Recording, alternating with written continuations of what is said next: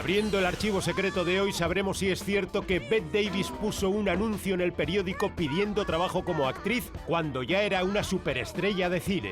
¿Qué dices? Lo que hemos dicho es difícil de creer porque Bette Davis era tan famosa que, a priori, no necesitaba un anuncio para que le dieran trabajo. Y es que esta mujer ganó 2 Oscars de Mejor Actriz Principal por las películas Jezabel y Peligrosa. Y a lo largo de su carrera llegó a recibir 11 nominaciones al Oscar.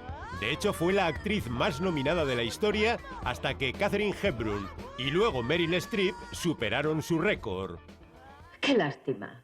Eva al desnudo es quizá la película más famosa de Bette Davis, que además de ser una gran actriz, era una mujer sin pelos en la lengua que siempre decía lo que pensaba. Desde luego que sí. Acerca del mítico Errol Flynn, Bette Davis opinaba lo siguiente. He was just beautiful, Errol. He himself openly said, I don't know anything about acting. And I admire his honesty because he's absolutely right. Al hablar sobre Miriam Hopkins, aunque fueron compañeras de reparto en varias películas, la implacable Bette no se cortaba un pelo. Miriam Hopkins.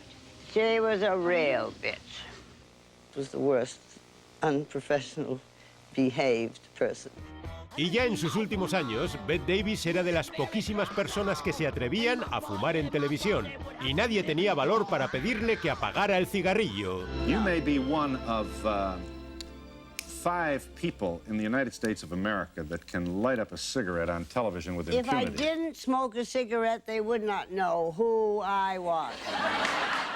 Poco después de esa entrevista y ya con 89 años de edad, Bette Davis recibió el premio Donostia en el Festival de Cine de San Sebastián. Y la pobre murió tan solo 2 semanas después de recoger el premio, víctima de un cáncer de pecho. Un cáncer que se sumó a la apoplejía, la osteomielitis, el ataque al corazón y la mastectomía que había sufrido en sus últimos años. La pobre pesaba solo 30 kilos cuando llegó a San Sebastián. Pero aún así, la anciana Bette Davis conservaba su penetrante mirada y esos enormes ojos azules que inspiraron incluso una conocida canción de los años 80.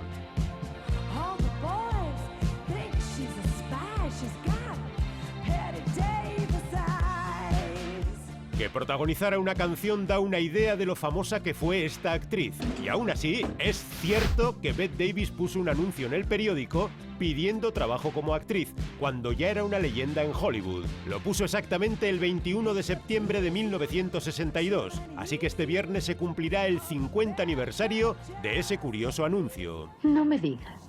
Enseguida les mostraremos el anuncio, pero antes sepamos por qué lo publicó. Ajustense los cinturones. Esta noche vamos a tener tormenta. Ruth Elizabeth Davis nació en Massachusetts en 1908 y la vemos aquí cuando era un bebé. Aún era pequeña cuando su padre abandonó a la familia, así que la pequeña Bette y su hermana fueron criadas por su madre. Las 3 juntas vivieron acosadas por las deudas y pasaron por 80 cambios de domicilio, escapando de sus acreedores.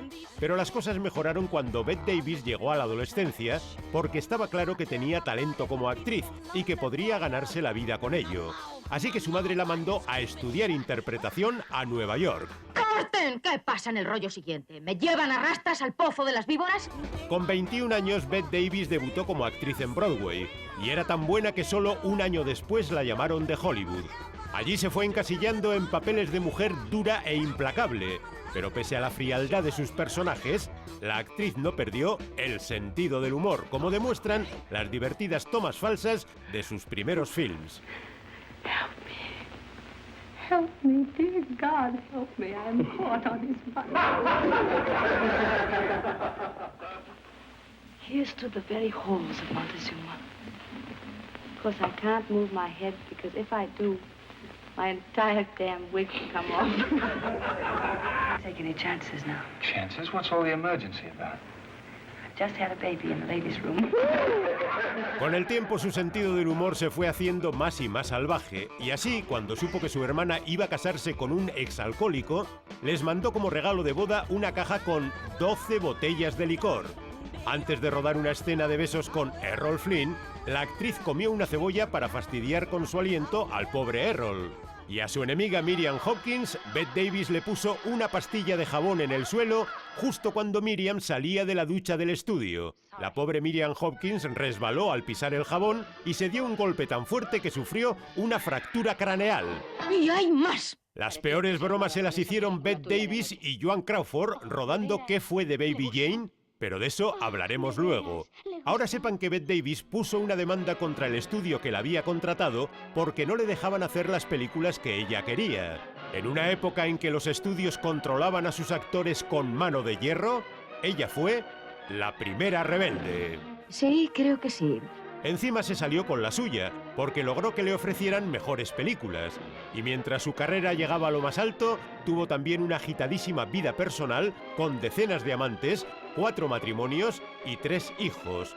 Pero los grandes estudios nunca olvidaron su rebeldía y por eso en cuanto Bette Davis empezó a perder tirón en taquilla, de la noche a la mañana se negaron a contratarla. Ciertamente tuve épocas mejores. Bette pasó 6 años sin apenas trabajar en el cine, a pesar de que estaba en la cima de su talento.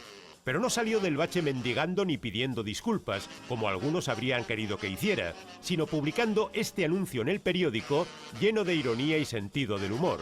Dice así: madre de 3 hijos, divorciada, americana, 30 años de experiencia como actriz de cine.